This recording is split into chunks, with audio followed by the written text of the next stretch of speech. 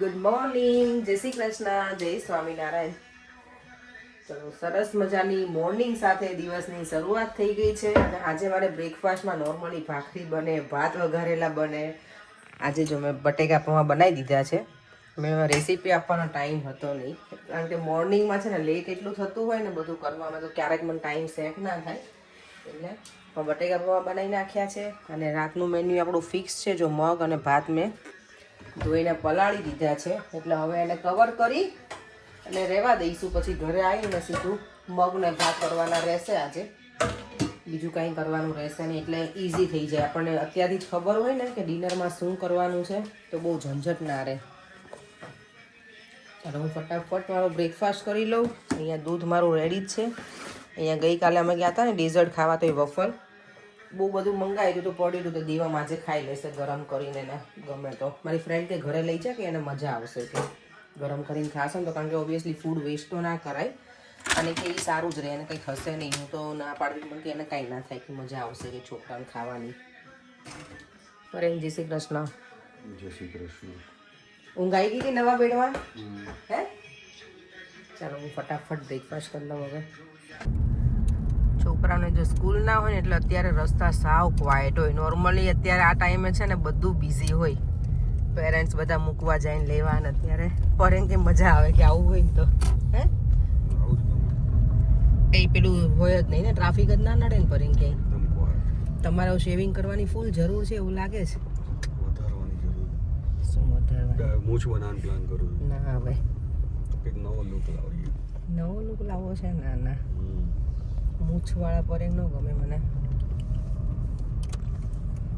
આજે તો જો માર્કેટની વિઝિટ કરવા બહાર નથી નીકળી, કારણ કે મને થોડું છે ને શરદી જેવું લાગતું હતું ને ઠંડુ છે બહાર, તો મેં જવું નથી. આજે સલૂનમાં જ રહી હતી.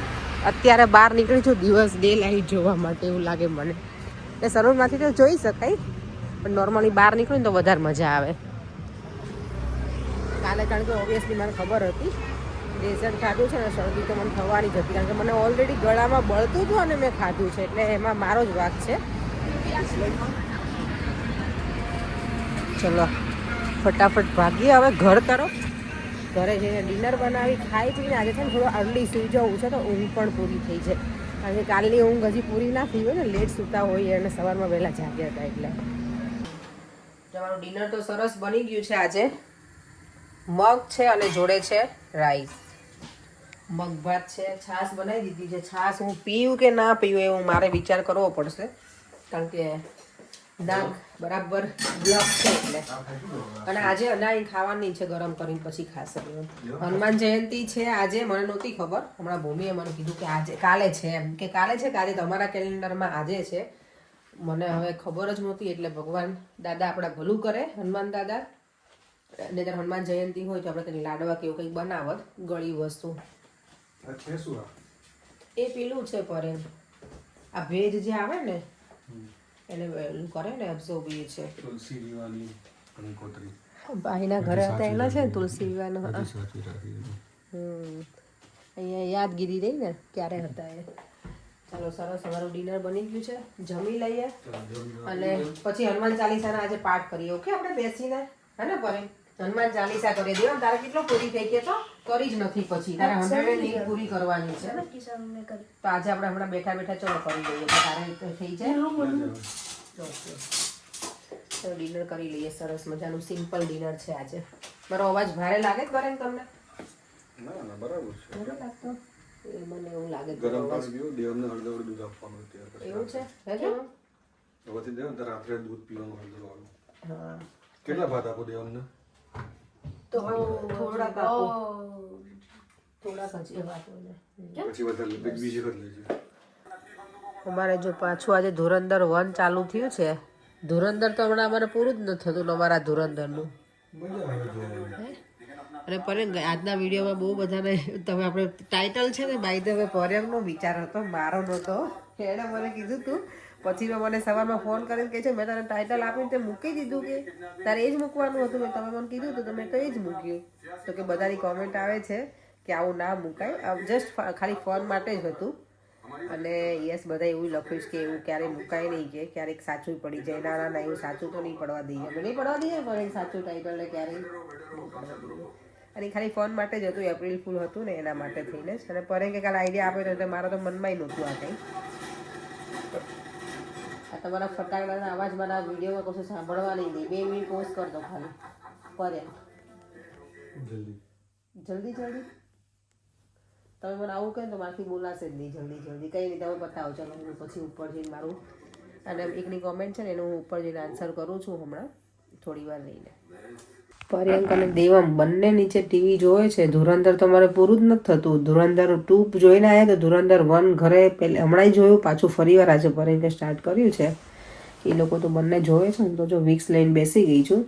નોઝ એકદમ બ્લોક થઈ ગયું છે અત્યારે, કારણ કે ઓબ્વિયસલી કાલે થોડું થોડું મને શરદી જેવું હતું, ગળ્યું ખાધું હોય આપણે, એટલે પછી આજે સાવ નાક બ્લોક થઈ ગયું છે અને ઠંડી પણ છે. એટલે હું તો અત્યારે જો બેડરૂમમાં આવી ગઈ છું. અને આ બેડમાં છે ને થોડુંક નવું નવું લાગે છે હજી, કારણ કે ઉપર રોજે યુઝ ટુ હોઈએ ને એટલે અહીંયા એમ કંઈ વાંધો નથી, ગમે છે. થોડું ડિફરન્ટ લાગે કારણ કે ઉપર અમે અલગ સાઈડ સૂતા હતા, અહીંયા પાછું અલગ સાઈડ છે. પણ પછી યુઝ ટુ થઈ જઈએ ધીમે ધીમે. અને આજના વિડીયોમાં છે ને કોમેન્ટ હતી, ગઈકાલે મને મારા વ્યુઅર્સ મળ્યા હતા ને મનાલી એમની, કે તમને કાલે મળીને બહુ આનંદ થયો. તો મને પણ મજા આવી. તમે કાલે હું તો કારણ કે વ્યુઅર્સને ઓબ્વિયસલી ઘણા બધાના મેસેજ ને બધું હોય, પણ અમે બધાને ઓળખતા તો ના હોઈએ બાય પર્સન, પણ મળીએ ત્યારે બોલાવે એટલે મજા આવે. તો થેન્ક યુ સો મચ. અને મને કાલે કહેતા હતા કે તમારા શેઝવાન ઢોસા જોઈને મારે હવે બનાવવા પડશે. ઘણી વખત આવું થાય, હું કંઈ કુકિંગ મૂકું ને તો ઘણા લોકોને ઘરમાં ના બનાવવાનું હોય ને તો એ બનાવવું પડે, કે જોઈને ખાવાની ઈચ્છા થઈ જાય. ઓબ્વિયસલી હું કોઈના વિડીયો જોઉં તો મને ક્યારેક ઈચ્છા થઈ જાય તો હું ઘરે આવીને પછી એ જ વસ્તુ બનાવું. અને મારી ફ્રેન્ડ છે ને નિકિતા, એની કોમેન્ટ છે કે મને જાદોરી ખવડાવજો, એમ જાદોરી સરસ બનાવ્યું છે. તો તું લંડન આવે ને ત્યાં તને ખવડાવીશ ચોક્કસ નિકી. એને જાદોરી ખાવાનું બહુ, એ કે મેં ક્યારેય ખાધું નથી પણ મને કે જોઈને મને ઈચ્છા થઈ છે ખાવાની. એમને ઘણી વખત અમુક વસ્તુ એવી હોય કે આપણે ખાધેલું ના હોય પણ કોઈએ બનાવેલું હોય ને આપણે જોઈએ ને તો આપણને ઈચ્છા થઈ જાય. અને દર્શના પટેલ, હા એમની કમેન્ટ છે કે તમારા બેકગ્રાઉન્ડમાં જે મ્યુઝિક વાગે છે ને તમે ક્યાંથી લીધું છે કૃષ્ણાનું? તો એ અમે ઇન્ડિયા ગયા હતા ને તો ત્યાં અમે લોકો પેલું એક્ઝિબિશન હોય ને એમાં ગયા હતા. તો ત્યાં ગોકુલ પાર્ટી પ્લોટ છે ને એમાં હતું એક્ઝિબિશન, એમાંથી અમે લીધેલું છે. અમે એકચ્યુઅલ જો એ લેવાના પણ નહોતા બધી વસ્તુ, પણ ત્યાં છે ને જે ભાઈ કામ કરતા હતા ને એ પેલા ડિસેબલ જેવા હતા ને ભાઈ કામ કરતા હતા, તો અમે કીધું કે લઈએ ને તો થોડી એમને હેલ્પ થાય. તો અમે ઘણી બધી વસ્તુ લીધી હતી, જે નહોતું અમને જોતું ને એ પણ. ઘણી વખત આપણને કોઈને પૈસા આપે ને તો એ લોકોને ના ગમે, ઓબ્વિયસલી બધાનું અલગ અલગ હોય. એટલે તમે કીધું કે વસ્તુ બાય કરીએ ને તો એમને થોડી હેલ્પ થાય. તો અમે ઘણી બધી અલગ અલગ વસ્તુ લીધી હતી.